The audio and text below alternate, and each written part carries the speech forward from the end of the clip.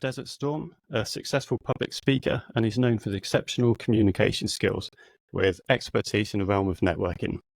So he's also the author of the book Networking Unleashed, and he's joined us today to talk about all things networking. So first off, thank you very much for being with us, Michael, and welcome to Mindset Mavericks. Having me, I'm glad to be here. Thank you. So, like I said, you've got a lot of knowledge, a lot of experience in networking. Just from that little excerpt there, I can say you've got quite a varied background, both in terms of networking, your book, and some of the stuff from Desert Storm as well. So what I'd really like to is get to know yourself a little bit better and find out, really, we're going to delve into all the networking side, but who is Michael and how did you end up where you are? So could you tell us a little bit about yourself? I started, when I was in the Air Force. I was in the Air Force for 9 years, and I had to learn how to order people, but I didn't want to order them, but tell people what to do that were older than I was. And Yeah. that's a very difficult situation to be in. But I learned to do that. And then I owned pizzerias, restaurants. I was in the mortgage field, the law field as a director. So I got to learn the networking all from different aspects. And I've been doing this for 30 years. So Yeah. I can do it very well. But I've been talking about it for about the last 10 or 12 years, off and on stages, off stages, but working full time with my mortgage and law and things like that. But it wasn't until about, I would say, the pandemic Yeah. that really showed me that people lost the art of communication. They lost the art of networking. And for you and I to talk on Zoom or Riverside or whatever this, it doesn't matter. Okay. But we lost that human contact. And that's so important. It's so important to be able to look somebody right in the eye and shake their hand properly. So you get a feeling of that person. But you know what? It's only the beginning. Okay. Because from there, there are so many other steps. But if you do it correctly, it'll just increase, besides your profit margin, it will make you feel better as a person. Yeah, I think there's already a lot of things I really want to explore with you just in that short little excerpt. So I think one of the things you mentioned in particular was just having to direct people and give people orders and instructions that were older to you. So that's something I wanted to explore. What I'm quite interested in is that something you'd always wanted to do? So what was your upbringing like? Was military kind of a driving force for you growing up? I was a completely different person before military and after Yeah. military. And it's funny. When I was going through basic training and everything had to be perfect, make my bed perfect. It couldn't be a piece of lint anywhere, Yeah. and everybody had told my family, oh, it's going to change Michael and, all these things. Mm. Didn't change me. I did what I had to do during that time. Then when I got off, I was myself. Yeah. Okay. It was, Okay. it was very, very good. Um, but each business that I've been in and each business I've encountered added to my networking skills, and it made me who I am today. Okay. So yeah, that's really interesting. What can you tell us a little bit more about some of the skills that you did learn having to manage people who are older than you and you're there giving instructions? So what were some of the big lessons that you picked up? It's not the big lessons because I told you already, human contact. Okay. But you know what? Be kind, be courteous, be respectful. I always say, look, there's a mantra. If they know me, like me, and trust me, they're going to do business with me. Okay. But what do you have to do to do all that? You can't just be superficial. You have to you treat the janitor as well as the CEO with the same Mm. amount of respect. You don't know how that person got there.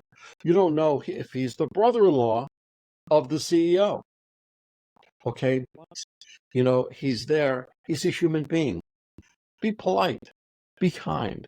You do networking in the grocery store, the people Yeah. in line, okay? Because you have your ears open, and if they are talking about something that you're familiar with, you turn around and you say something, okay? Be happy, okay? You can't go around life with a frown, okay? You have to be kind, be courteous, be respectful.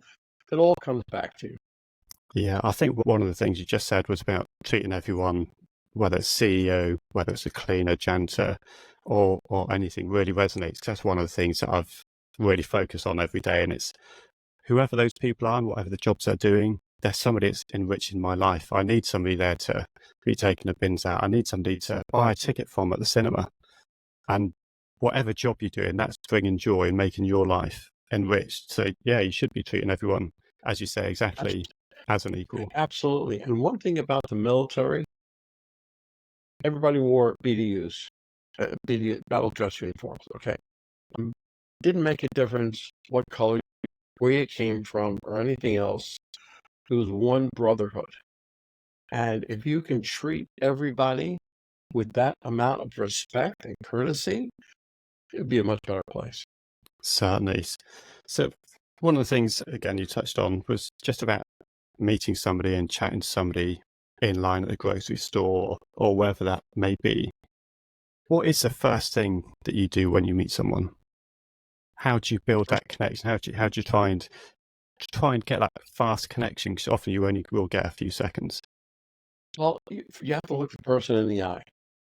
Okay. You have to let them know that you are confident in who you are. Okay. So it's different if you're meeting somebody in the line of a grocery store or in a networking event. Okay. Because two different things.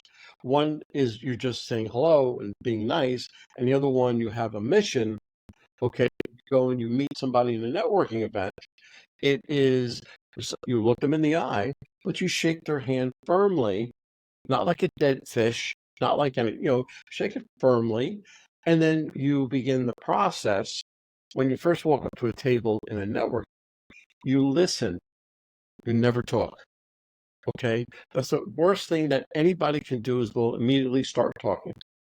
Okay. You listen to the conversation that's going on. If you can be a participant, an educated participant, then you can give your 2 cents. Okay. But listen first. If it's not a conversation that you want or that you like, then you very politely bow out and you go to the next area. Okay. But let's say you go in and you hear it and you say, okay, look, I can give my 2 cents. Now you're walking in as the expert in your field. Okay. So you go in and you have to really think about what you're going to say, and then you give your 2 seconds. If it was interesting enough, then somebody up around that table say, "Can you say that a little bit? Can you tell me a little bit more about that?" Sure. When you focus in on somebody, redirect the conversation to them. Have them start talking. People love to talk about themselves. Okay. So you just do it. And then you're entering the stage of building the rapport with that person. And that's the first thing. Because if you remember the word form, FOR, family, occupation, recreation, and really just a level, a meeting, a level where you can be with that person, on any level. I used to be a baseball coach. I did it for 16 years. Okay, so with youth sports, I can talk to anybody on any level because became an umpire and everything else. So if you can talk to about soccer, about baseball. Oh, their son John. Okay, yeah, but he just got hurt running to first base and whatever else. And that will come in handy later on when I go through the follow-up stages. But that's how you make that initial meeting. And just talking about those meetings, particularly around networking events.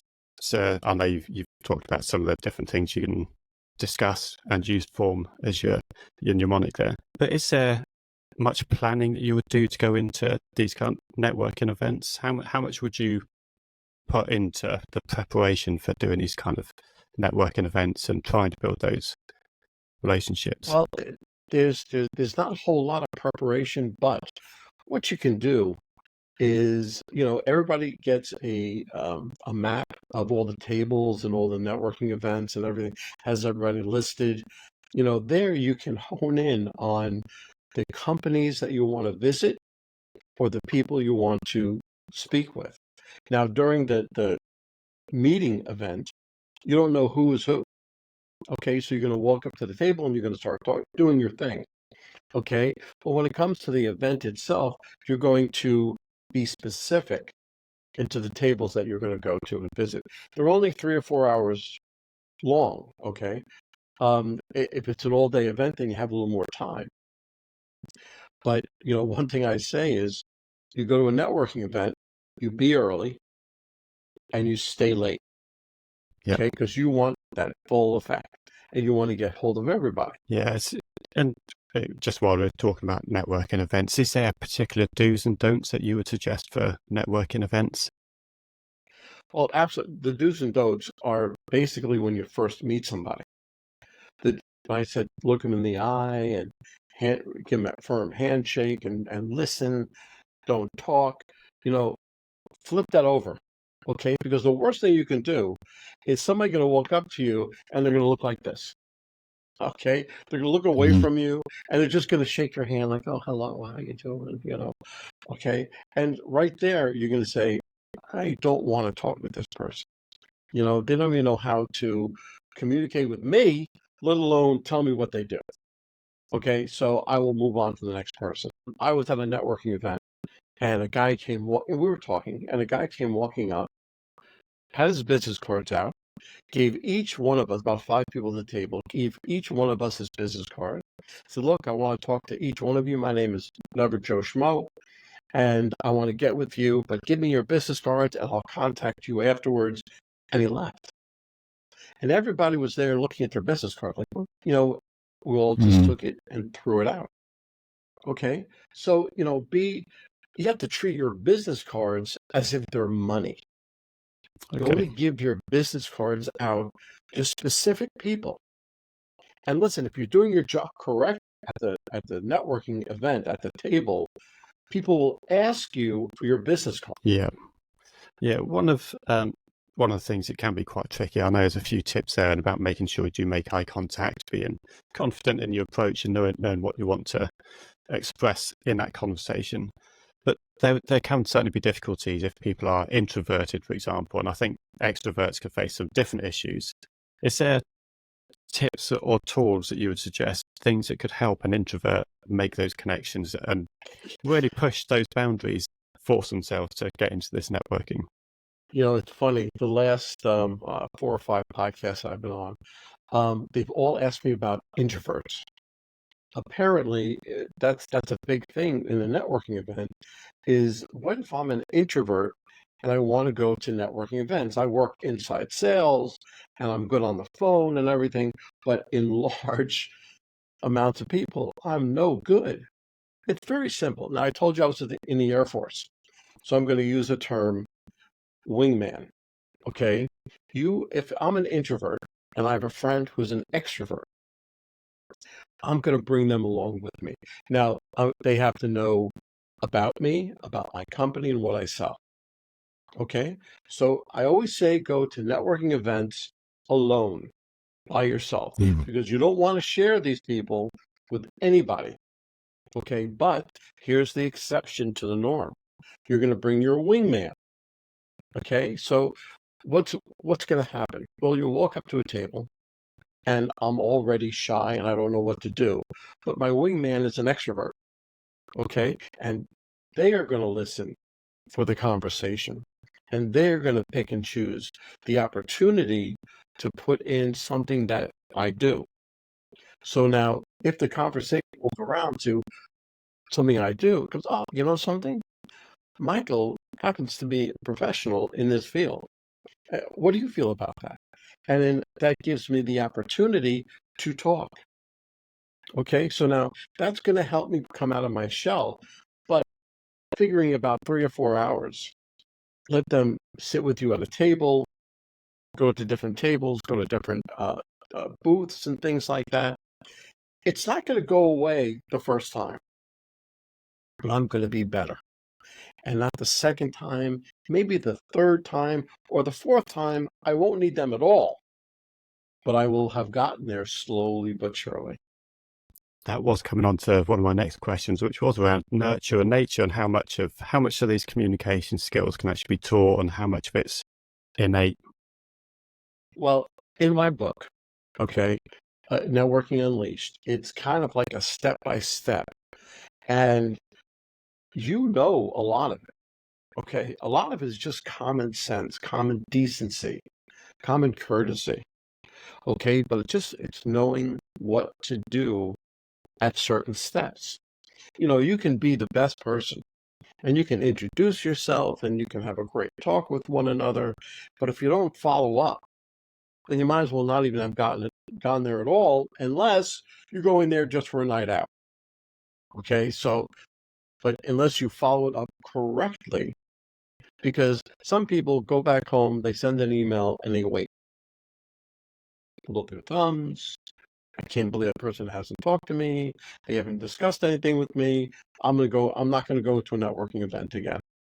Okay, there's a proper way. After you meet them, certain things you do with their business card, certain follow-up procedures, and in my book, I go through a certain procedure for the next 2 weeks, how to follow up. Okay.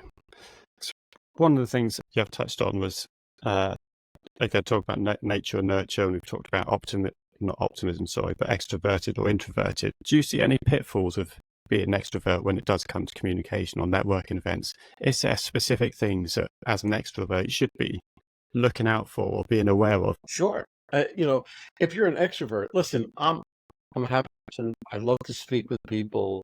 And the worst thing that I can do is I'm going to walk up to a table, I'm going to start talking.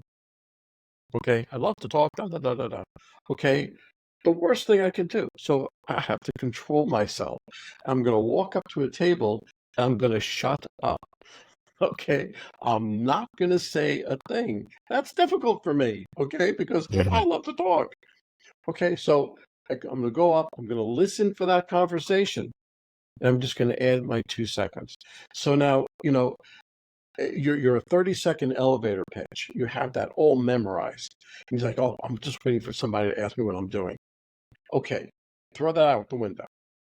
Okay, because your 30-second elevator speech should be 5 seconds. Okay, listen, I help professionals network and communicate more effectively and efficiently. Okay, it's 5 seconds. Now, that's just enough for somebody to say, could you explain that a little bit further? Could you tell me a little bit more about it? Something like that. And that provides my introduction. Okay. So that's all that 30-second elevator speech is supposed to do, is just to have the other person ask you that question. And I think, particularly with all the social media and TikToks and the video feeds we're seeing on social media, you've hit it on nail on the head there. It's literally those first few seconds. If you haven't caught them and got their attention in 5 to 10 seconds, you've missed the You're lost. opportunity. Yep, Yeah, you're lost. yeah, Absolutely. completely. So, as well as attending networking events, what things can you suggest that would help somebody build their network? Well, if you build your network properly, because remember, you're going out to these networking events, you're not trying to build clients. You're trying to build relationships. And I always say the difference between a client and somebody who you build a relationship with is if you see them in a supermarket and you see it's a client of yours, hey Joe, how you doing? Oh yeah, great. Gone. Okay. But if it's a relationship, somebody who you talk to and say, oh, that's right, John, or Stan, how's your son doing? Well, he was playing soccer, wasn't he? And did he hurt his leg? And you start that conversation. That's building the relationship, because the relationship you're going to have forever. But a client you just have until the next sale. Yeah, again, very good good point. I think, as you've touched on there, if somebody's been with for an accountant, for example, for 10 years, what is it that's going to make that person switch to you? Or if they've had their website hosted with somebody for 10 years, how are you going to win that business? What incentive they got switched to you? And it is those things that you've spoken about. So knowing them, knowing their family, a bit about what they're up to, what their business It's does. all customer And service. It's all exactly service. because people, as you said, buy from people. And yeah, that's exactly it. So I think it is very Listen, much, people love to buy, but they hate to be sold to. Okay, so it's a very tight rope. yeah. And with that in mind, what's one of the, or some of the things you can do to build trust? Because I think everyone's skeptical now. There is always scams everywhere. You're seeing the news every day of all the bad news and things where people having their money stolen, and people do seem very distrustful.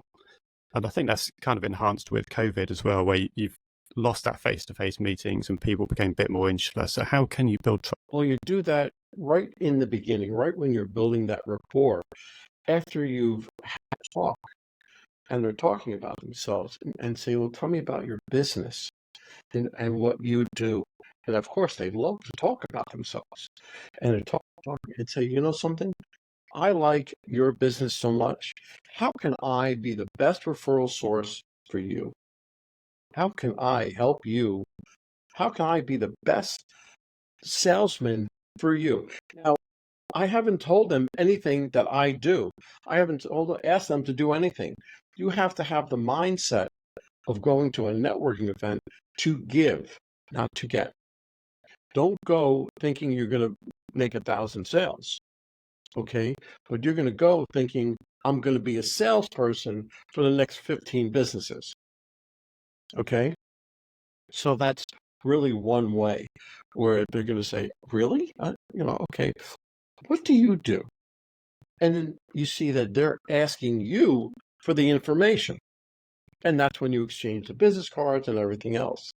And now I'm kind of jumping the gun here a little bit, but you take their business card, you write down the date, the name of the function, and something that you spoke about. Because when I'm following up, all that information is going to come in very handy. But what happens in 2 months, I'm going through all the business cards that I've gotten, and I pick a business card and say, I know him. Where do I know him from? Turn it over, name, everything else, and what you spoke about. Oh, yeah.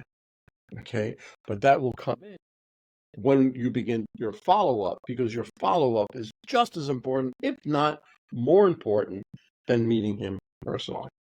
Yeah, I think that's a really good idea, and it's definitely something I'd be taking away. So whether it is, like I say, writing on a business card or even having a spreadsheet or notes on your phones, there's so many ways to do it now.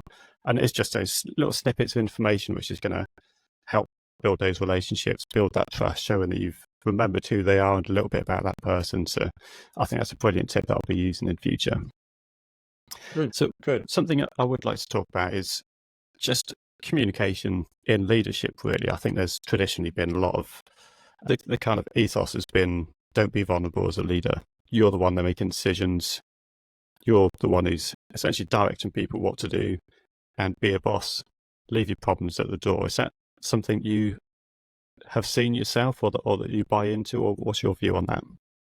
There's a difference between being a boss and a leader. Okay. And I used to give an example. Okay. If you have ever seen the movie The Ten Commandments, okay, and you see Moses at the sea, he goes in and he opens the sea and he leads his people through. And Ramses comes up behind him and says, okay, everybody go get him. He stays up on a perch and lets all his people go. So there's the main difference between just a boss and a leader. Okay. A leader knows how to listen to his people. Okay. And say, you know what? Okay, wait a second. That's a good idea. Let's explore that. Okay. So there, again, very minor differences, but major differences.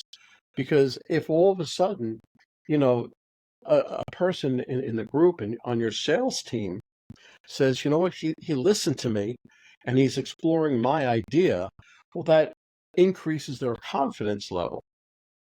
And if you increase the confidence level, listen, you should be able to have every one of your sales team take over your position. Okay. You have to be confident enough to lead them. But if you're gone for a week, it should continue. Everything should continue like clockwork. You come back and you don't want them to say, well, I didn't miss you at all, but you would still want them to have the confidence to go forward.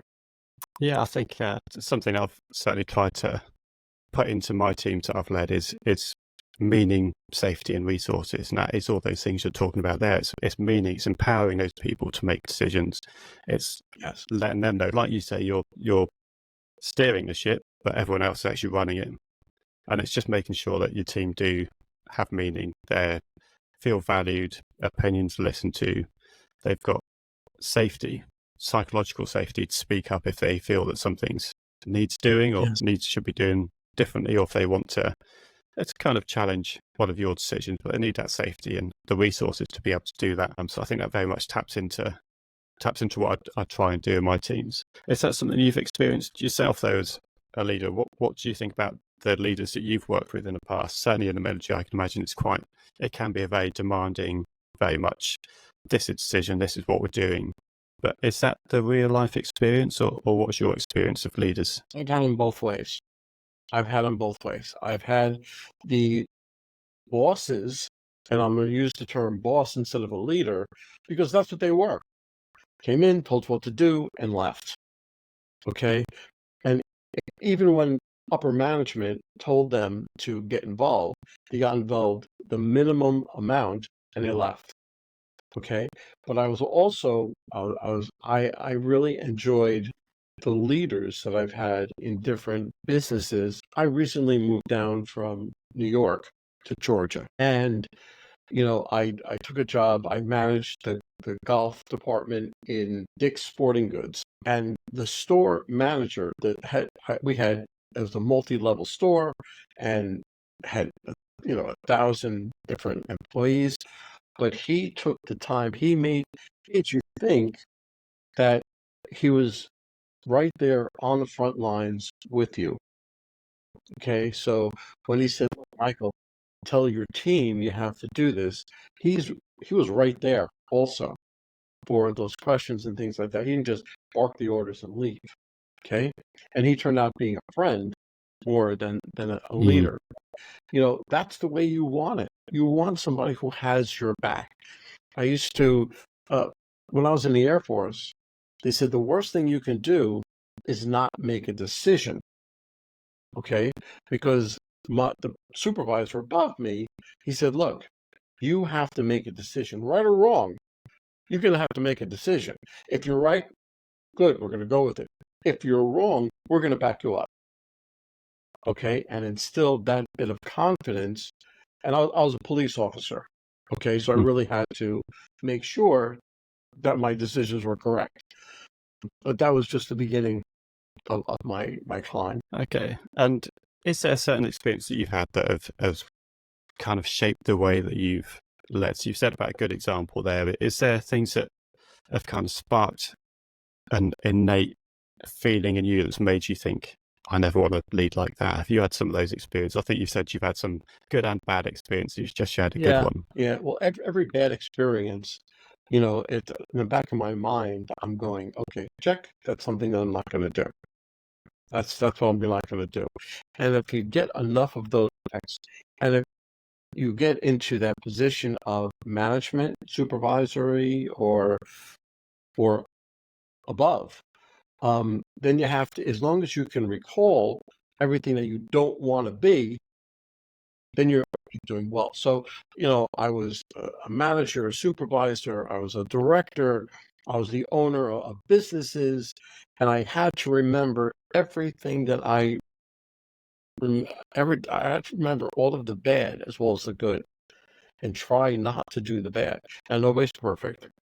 I did some bad things also. That's me. But I try not to, and I try. And if I do something like that, I try redo it. Make good on it. That's all.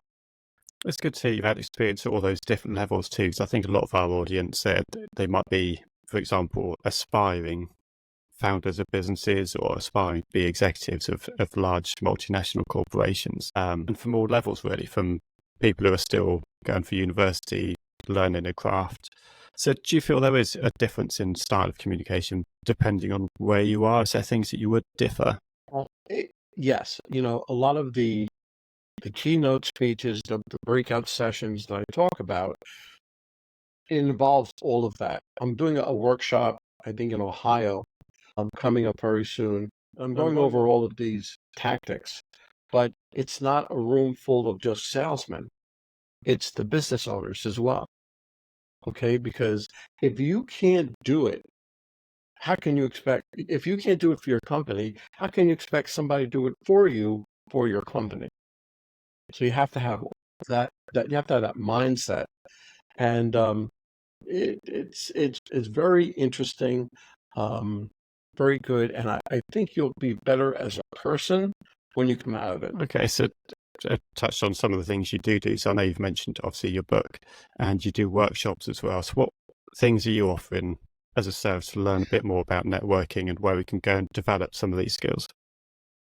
Well, I do keynote speeches, I do breakout sessions, workshops, I coach one-on-one, and I do virtual workshops as well. You can get all this information. Just go to my website, michaelaforman.com. And on there, you'll see my book. You'll even have an abridged version of my book. I put the sell of my book, I put an abridged version on the website for free, and Okay, you can take these away. Okay, so my giveaway, one thing is that go onto my website and just download that one. It's about half the book, just the highlights. But if you just take that and implement it, you'll do wonders. fantastic. That's just touching on that actually. So I know you did say virtual workshops, and obviously today we're doing a remote podcast as well.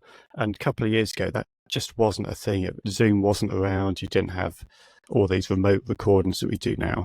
Is there things that Right. we can do specifically related to online meetings that can boost that communication? 'Cause you don't get that same feeling as being face to face where you can look in somebody's eyes. So what things can we do differently?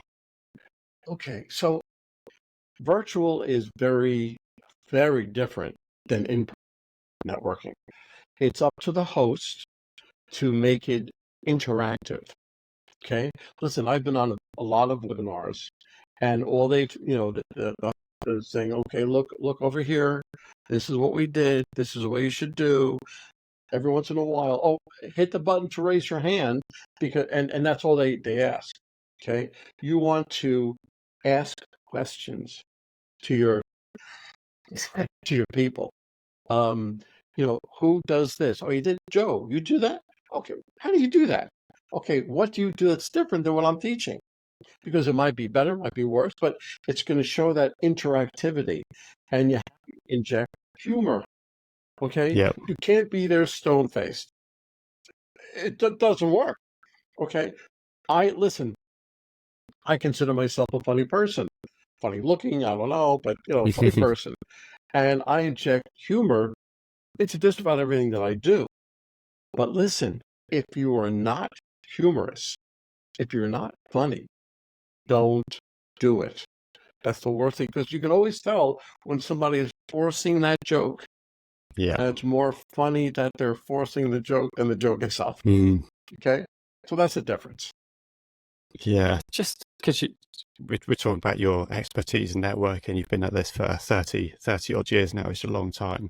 Are there things that you're doing now to try and keep increasing and improving your knowledge around networking? What things do you do yourself to try and get even better at communicating than you currently are? Well, for me, it's self-education. Okay, so I'm constantly reading. I'm constantly seeing videos and seeing how people act. I'm seeing what to do with your hands. I was watching a commercial with my wife, and I'm like, watch this guy. Okay, he put his hands like this, and he put them down here like this, He goes, that's called a power move. He doesn't know what to do with his Mm. hands, so he's just putting his hands down. So I pick up on all these little things. I find it funny. But now, of course, my wife hits me every time. She goes, because that's all she can look at is what people are doing with their Mm. hands and things like that. So I have to try to work out where I'm standing in front of people, what am I doing with my hands? Okay, because I don't want them just hanging down by my side. I don't want to put one hand in my pocket like, hey, how you doing? You know, I have to really figure out something to do with my hands. So I'm constantly trying to improve what I'm doing. I'm always improving what I'm talking about, what I'm saying, and I'm doing that by reading, watching videos, and I go out and I talk. I talk with people in my neighborhood. They all know what I do already. So Yeah. I talk about that interactivity, and you'd be surprised at where the information comes from. Okay, it can be from a 14-year-old kid that you're Mm. talking to, and out of the mouths of babes, comes sparks an idea, and I may introduce that into one of my talks. Yeah, I think that's it really. It's just being open to any and all sources. But I think a really nice segue you've just introduced as well there. We've talked a lot about communication in terms of one-on-one or group settings, whether it's networking events in the grocery store.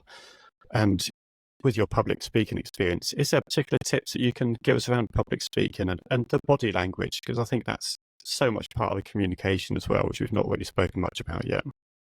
Well, the body language is key because you don't want to sit there with your arms folded out there because that means you're a very closed person. Okay, you're gonna be a little more gregarious.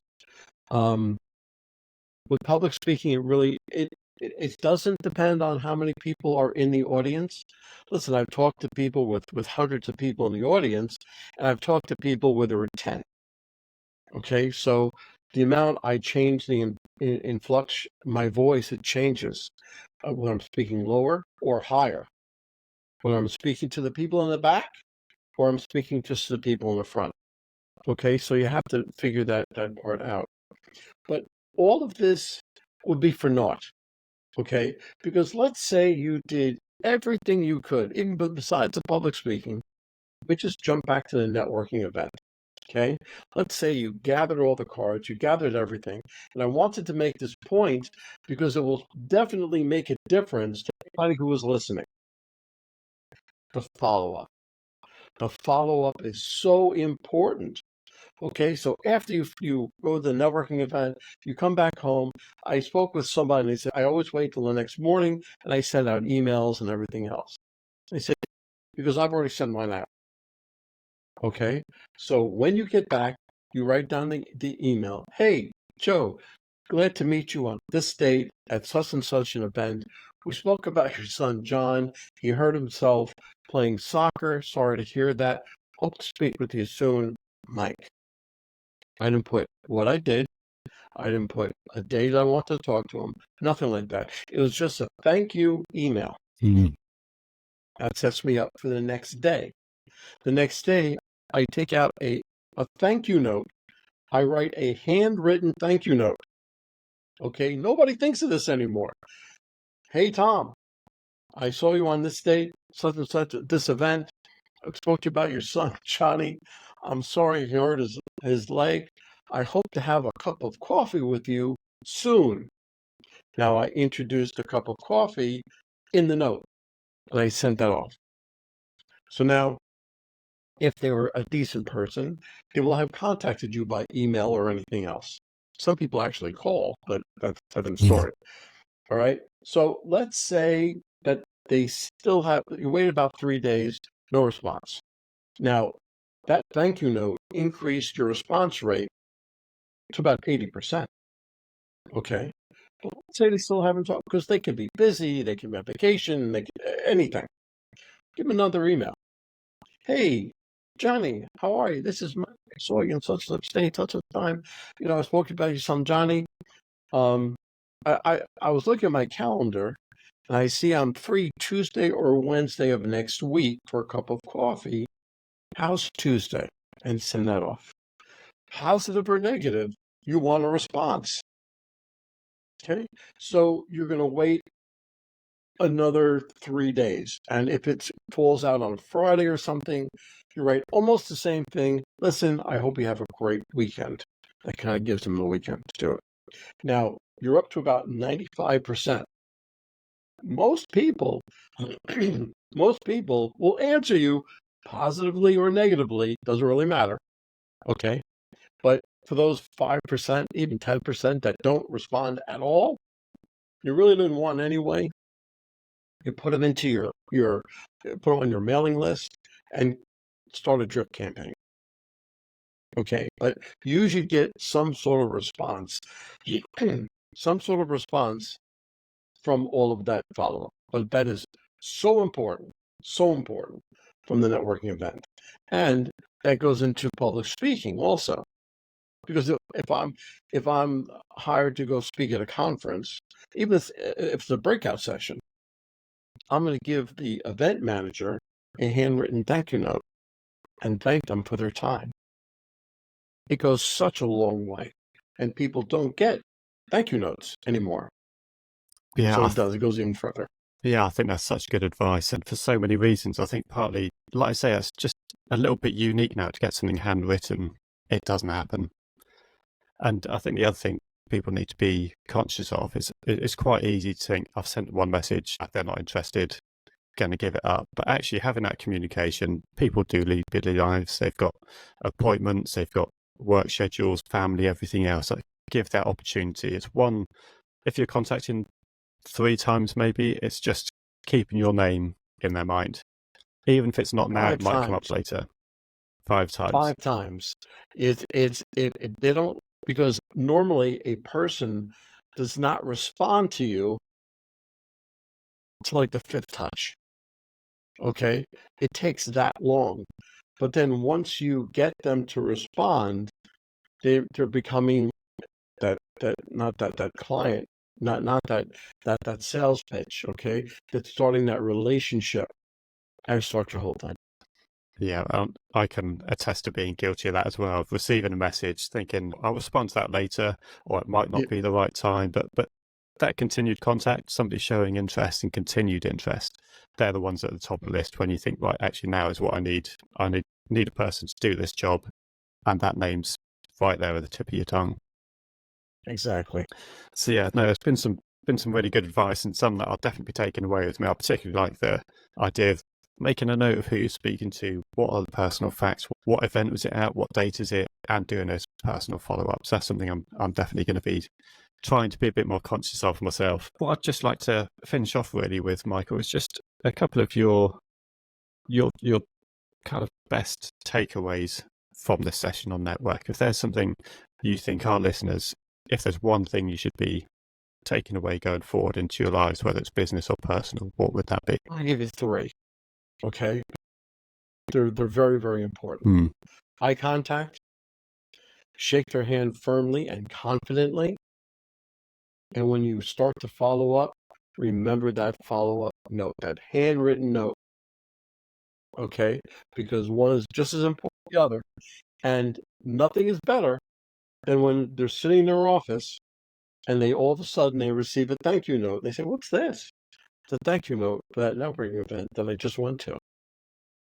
It's a huge splash. Perfect. So no, thank you very much for your time today. Again, you've said we can find you on your website. You've got your abridged version of the book and obviously your full book, which is available for purchase at the moment. And just to confirm your website address, it's www.michaelaforman.com. Correct. And Fantastic. there's a contact form. There's a contact form that anybody can fill out, and I'll get back with them within a day. Brilliant. That's great. Thank you very much for your time. Really appreciate it. And I can't wait to have this episode going out live. Thank you. I'm glad. Thank you.